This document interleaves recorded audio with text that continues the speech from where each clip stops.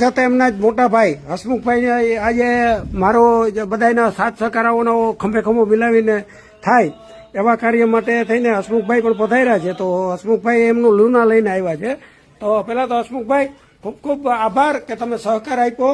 અને તમે મને કેવી રીતે ઓળખો હસમુખભાઈ? હા, હું મહેન્દ્રભાઈને ઘણા સમયથી ઓળખું છું કે જયારે એનું રામભાઈ આતોલિયાની બાજુમાં જ એનું શોપ હતો, પેલું સુખાભાઈ આકોલિયાનો બંગલો છે ને એની બાજુમાં જ એની પાસે, ત્યારથી હું ઓળખું છું. ને અમારું આ જે સ્કૂટર છે એની પાસે સર્વિસ કરે છે ને એકદમ સરસ વ્યવસ્થિત સર્વિસ કરે છે.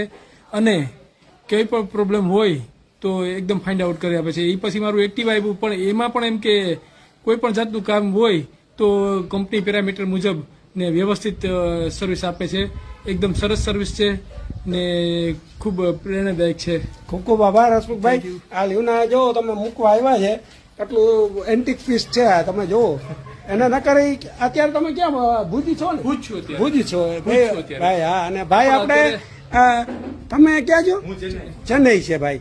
તો ભાઈ જો બે ભાઈઓએ સરસ મજાની મને સમય આપ્યો અને જ્ઞાતિ ભાવનાથી એકબીજા